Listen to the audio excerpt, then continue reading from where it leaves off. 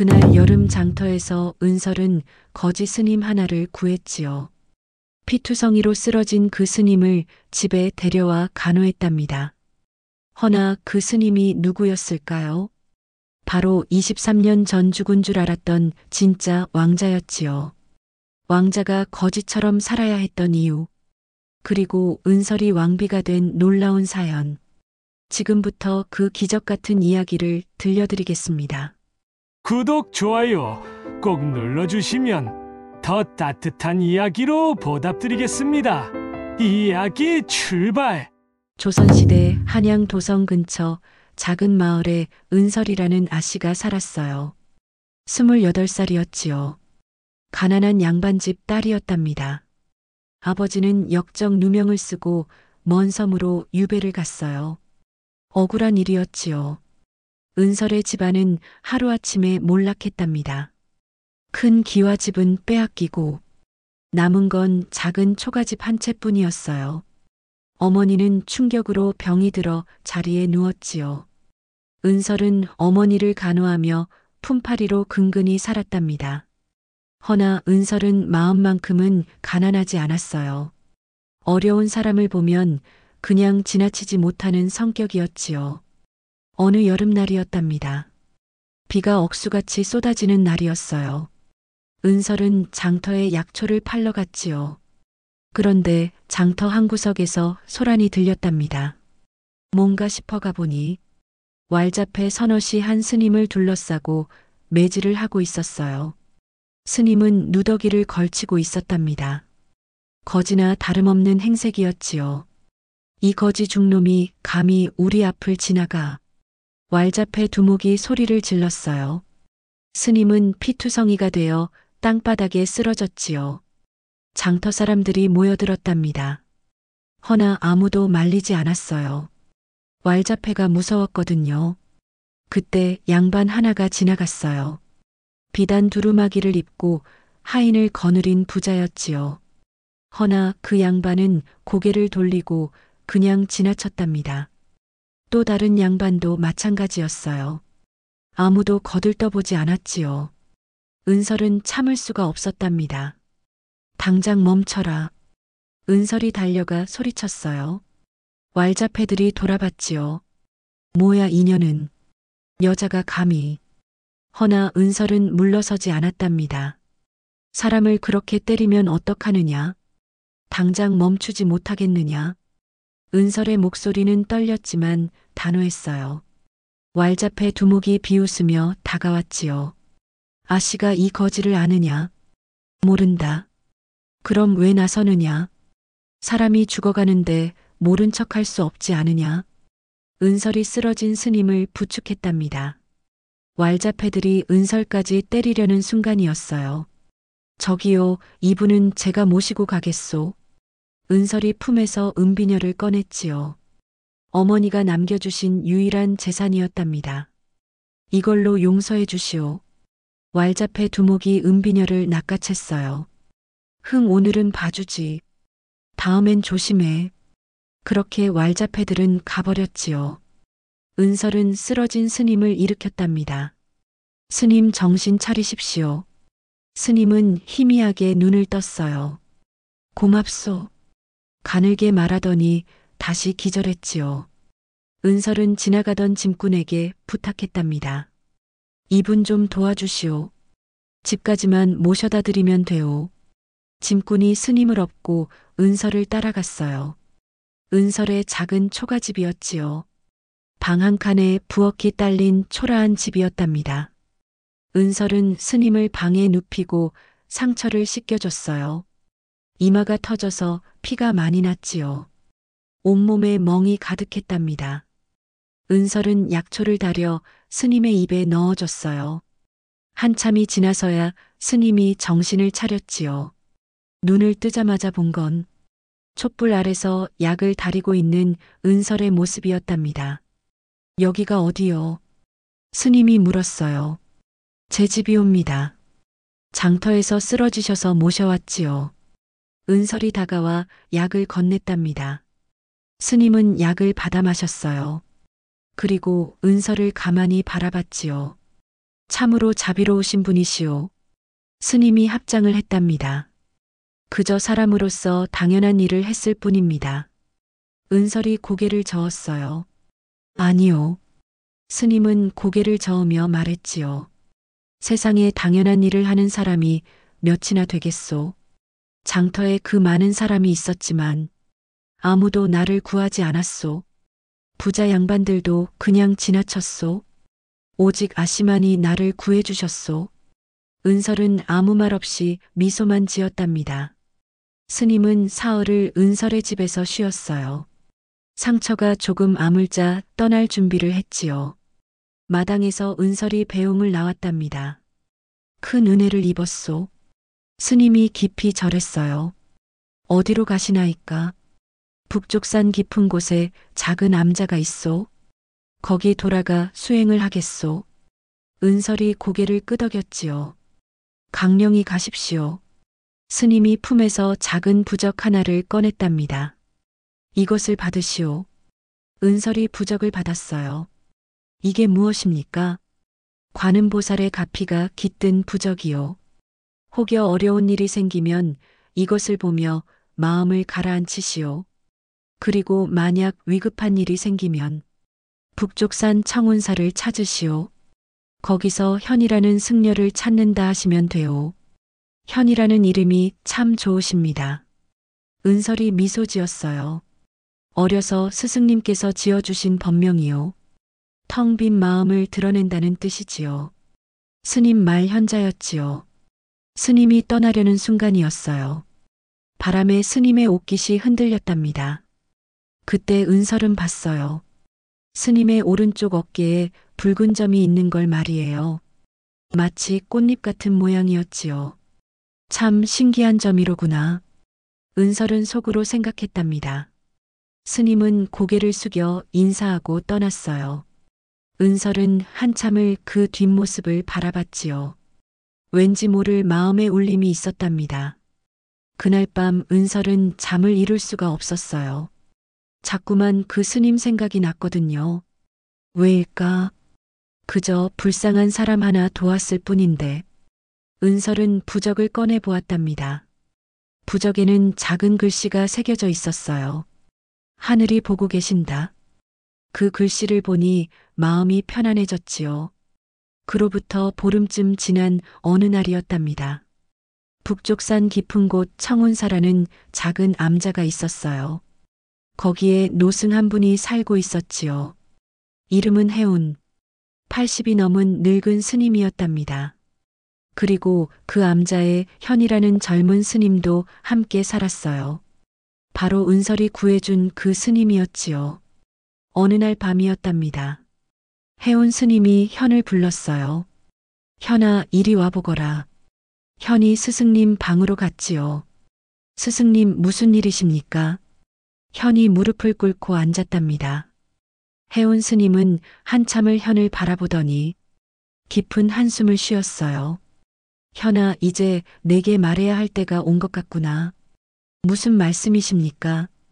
현이 고개를 들었지요. 해운 스님은 오래된 나무 상자를 꺼냈답니다. 먼지가 수북이 쌓인 상자였어요. 상자를 열자 비단 보자기가 나왔지요.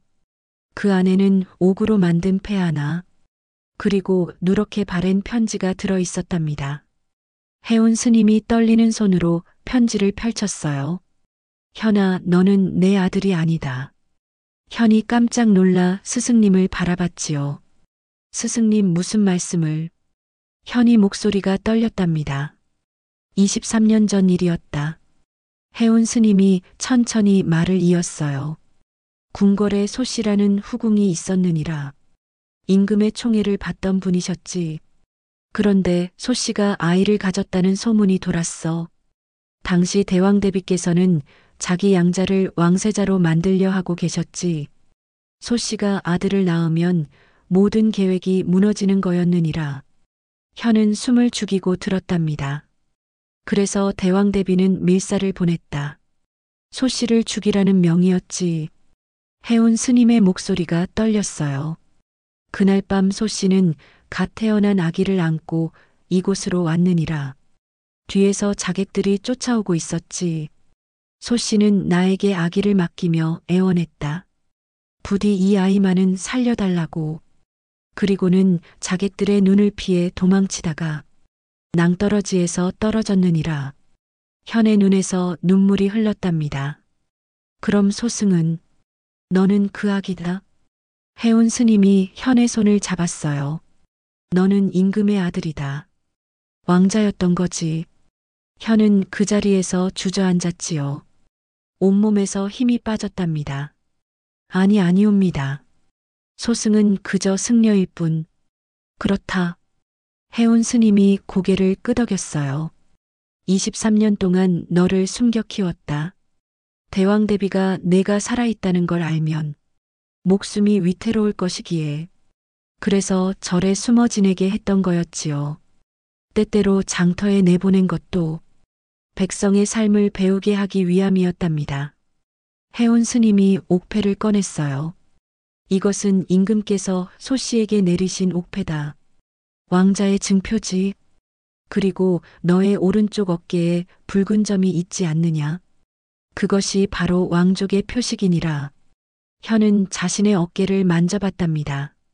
태어날 때부터 있던 붉은 점이었지요. 그럼 소승이 세상에 나가면. 해운 스님이 고개를 저었어요. 아직은 때가 아니다. 대왕 대비의 세력이 너무 강해. 지금 나타나면 너도 죽고 나도 죽고 모두 끝장이다. 그럼 언제까지? 때가 되면 알게 될 것이다. 해운 스님이 현의 머리를 쓰다듬었답니다. 하늘이 길을 보여주실 것이니라. 바로 그때였어요. 창밖에서 바스락 소리가 났지요. 누군가 이 대화를 엿듣고 있었답니다. 검은 옷을 입은 사내가 담을 넘어 어둠 속으로 사라졌어요.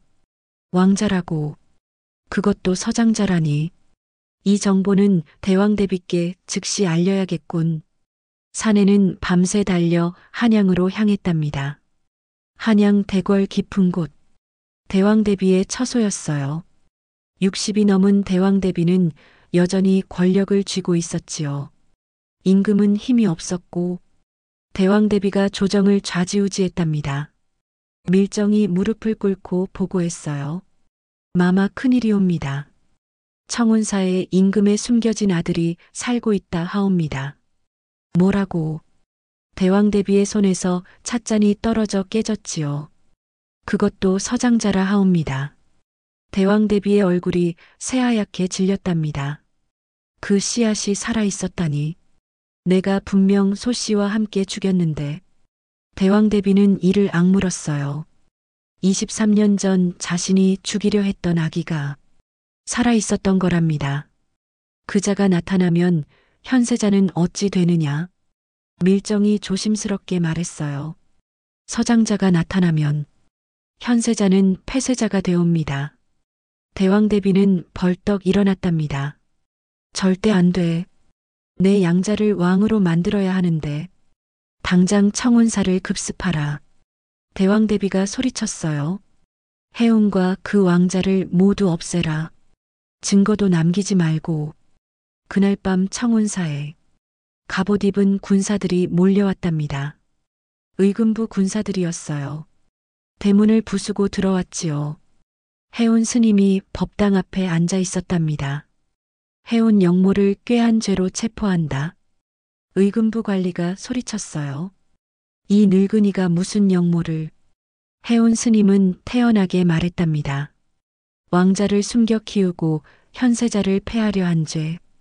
그놈이 어디 있느냐. 군사들이 절 안을 뒤졌어요. 방마다 문을 부수고 마루를 뜯어내고 샅샅이 뒤졌지요. 허나 현은 이미 도망친 뒤였답니다. 해운 스님이 현을 뒷산으로 도망 보냈거든요. 이 절엔 나 혼자뿐이요. 늙은이가 무슨 왕자를 기우겠소. 해운 스님이 미소 지었답니다. 끝까지 입을 다물 셈이냐. 관리가 해운 스님을 잡아 끌고 갔어요. 뒷산 숲속에 숨어있던 현은 이 광경을 목격했답니다. 눈물이 뺨을 타고 흘러내렸지요. 스승님, 스승님.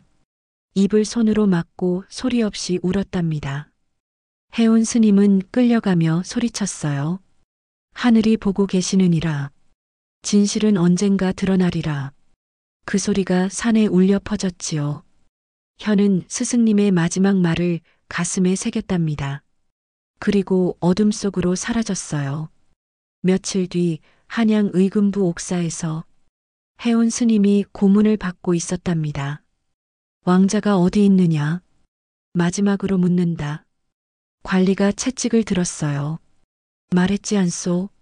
나 혼자뿐이라고. 해온 스님의 목소리는 약했지만 단호했답니다. 끝까지 입을 다물 셈이냐? 채찍이 해온 스님의 등을 후려쳤어요. 피가 튀었지요. 이 늙은이의 목숨이 진실을 밝힐 수 있다면 기꺼이. 해온 스님이 희미하게 미소 지었답니다. 며칠간의 고문 끝에 해온 스님은 숨을 거두었어요. 진실을 끝까지 지킨 채 말이지요. 현은 스승님이 돌아가셨다는 소식을 들었답니다.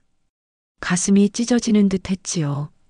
스승님, 제가 목숨을 걸고 진실을 밝히겠습니다. 현은 주먹을 불끈 쥐었답니다. 허나 혼자서는 할 수 없었어요. 도와줄 사람이 필요했지요. 그때 현은 떠올렸답니다. 장터에서 자신을 구해준 그 아씨를 말이에요. 스승님께서 말씀하셨지. 그 아씨가 하늘이 보낸 인연이라고. 현은 결심했어요. 은설을 찾아가기로 했답니다. 어느 날 밤이었답니다. 은설의 작은 초가집 대문을 누가 두드렸어요. 누구십니까? 은설이 나가보니 피투성이가 된 현이 쓰러져 있었지요. 스님 어쩐 일이십니까? 은설이 놀라 현을 부축했답니다. 아씨 죄송하오. 갈 곳이 없어서. 현의 목소리는 가늘게 떨렸어요. 어서 들어오십시오. 은설이 현을 방으로 모셨지요.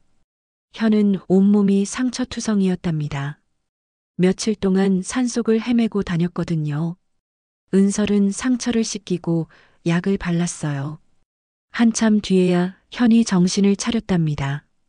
무슨 일이 있었습니까? 은설이 걱정스럽게 물었지요. 현은 떨리는 손으로 품속에서 비단 보자기를 꺼냈어요. 보자기를 풀자 옥패와 편지가 나왔답니다. 이것을 보시오. 은설이 편지를 읽기 시작했어요. 23년 전 후궁소 씨가 쓴 편지였지요. 아기를 부탁한다는 내용이었답니다. 그리고 옥패에는 임금의 도장이 찍혀 있었어요. 이건 임금께서 내리신. 은설의 눈이 커졌답니다. 그렇소? 현이 고개를 끄덕였어요. 그리고 현은 모든 이야기를 했답니다. 자신이 임금의 아들이라는 것, 23년 동안 숨어 살았다는 것, 스승님이 목숨 걸고 지켜줬다는 것, 그리고 대왕대비가 모든 걸 없애려 한다는 것. 은설은 듣고 또 들었지요. 믿을 수 없는 이야기였답니다. 그럼 스님께서는 왕자이십니까? 그렇소. 허나 서장자이기에 지금의 왕세자는 폐쇄자가 될 것이오. 현의 목소리가 무거웠어요. 은설은 잠시 생각에 잠겼답니다. 그리고 현의 손을 잡았지요. 스님 아니 저하. 진실을 밝혀야 합니다. 스승님의 희생이 헛되지 않으려면 세상에 알려야 합니다. 허나 위험하오. 대왕대비의 세력이 너무 강하오. 그래도 해야 합니다. 은설의 눈빛에 결의가 서려 있었답니다. 제 아버님도 억울한 누명을 쓰셨습니다. 대왕대비의 농간 때문이었지요. 이제 그 악을 끝내야 합니다. 은설의 말에 현은 고개를 끄덕였어요. 고맙소 아씨. 은설이 부적을 꺼냈답니다. 현이 준 그 부적이었지요. 스님께서 주신 부적입니다.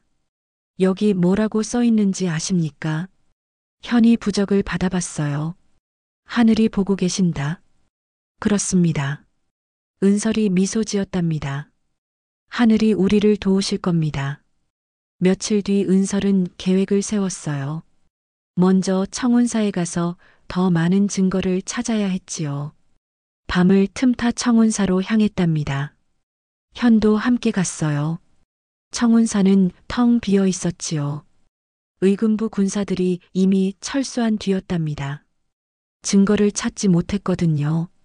법당 안으로 들어갔어요. 현이 부처님 뒤로 갔답니다.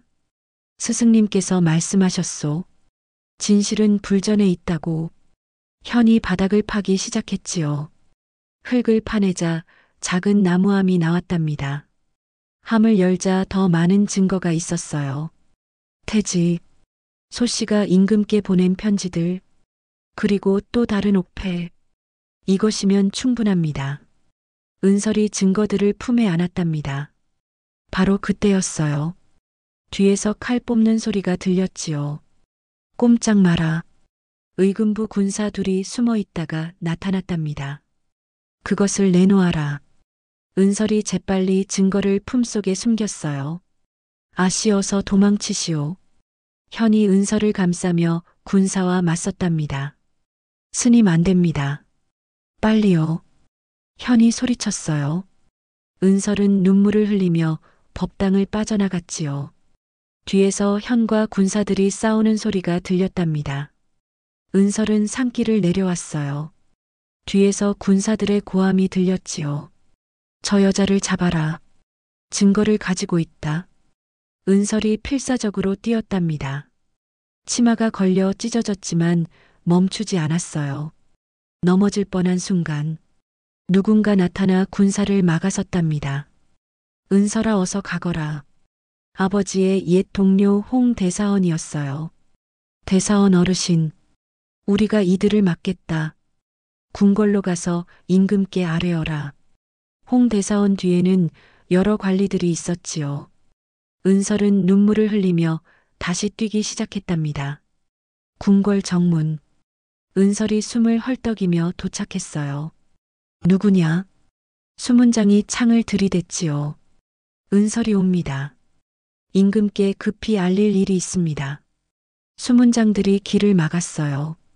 역적의 딸이 감히 궁궐에. 바로 그때였답니다. 홍 대사원이 달려왔지요. 이 아이를 들여보내라. 홍석범이 명한다. 이 아이는 나라의 진실을 가지고 왔다. 수문장들이 길을 열었답니다. 어전, 은설이 임금 앞에 무릎을 꿇었어요. 조정 대신들이 웅성거렸지요. 전하 저 아이는 역적의 딸이옵니다. 대왕대비가 소리쳤답니다. 허나 은설은 물러서지 않았어요. 전하 잃어버린 아드님이 살아계시옵니다. 무슨 말이냐? 임금이 놀라 몸을 일으켰지요. 은설이 품에서 증거들을 꺼냈답니다. 이것은 후궁소 씨의 편지, 태지, 그리고 전하께서 소씨께 내리신 옥패이옵니다. 내시가 증거들을 받아 임금께 올렸어요. 임금이 소씨의 편지를 읽기 시작했답니다. 손이 부들부들 떨렸지요. 이건 소씨가 쓴. 임금의 눈에서 눈물이 흘렀어요. 소씨가 아이를 낳았구나. 그리고 살려달라 했구나. 조정이 술렁였답니다. 전하 위조된 문서일 것이옵니다. 대왕대비가 급히 나섰어요.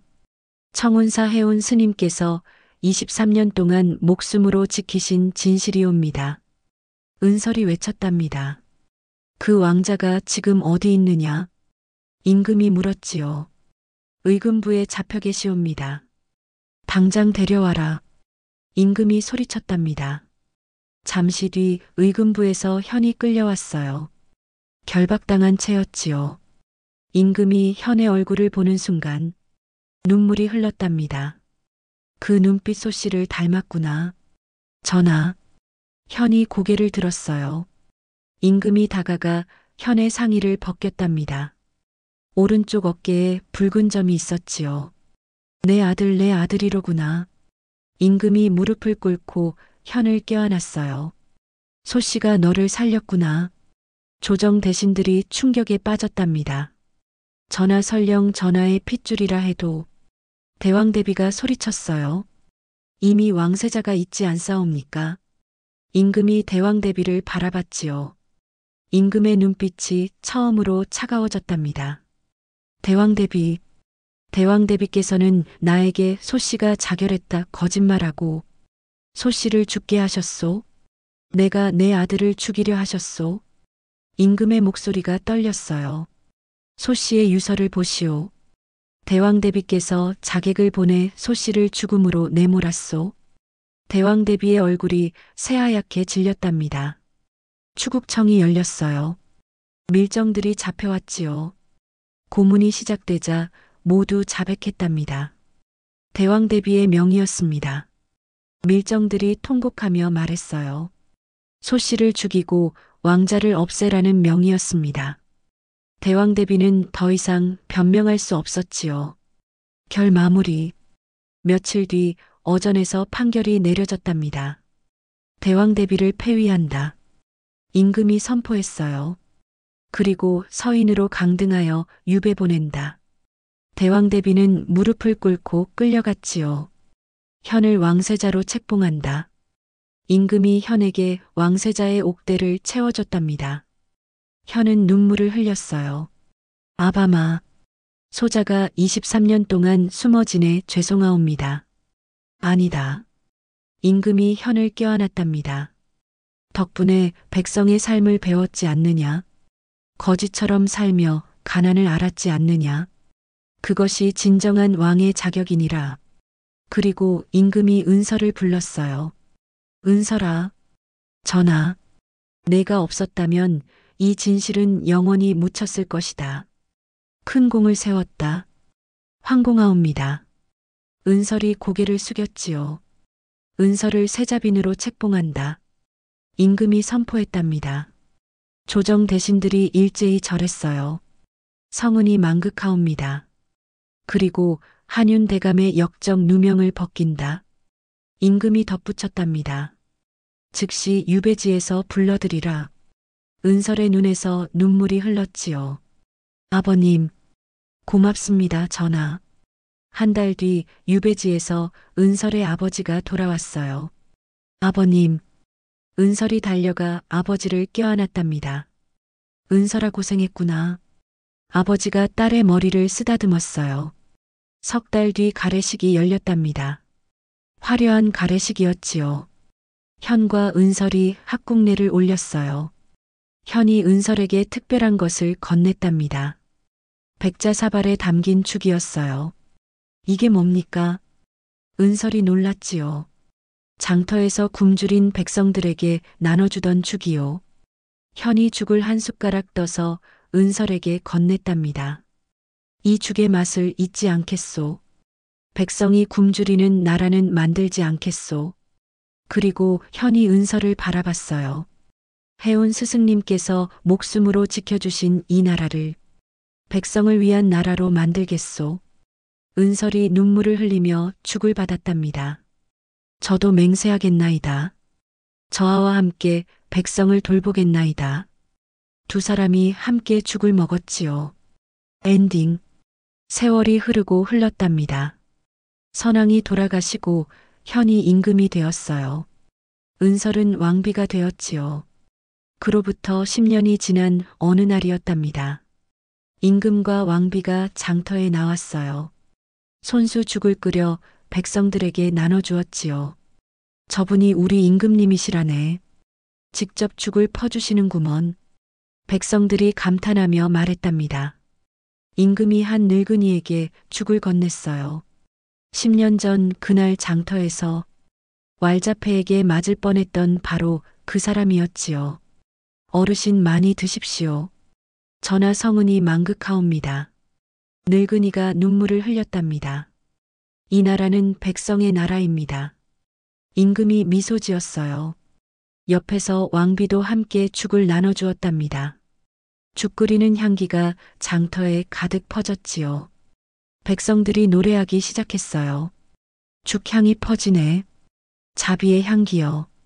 임금은 백성을 품고 백성은 임금을 노래하네.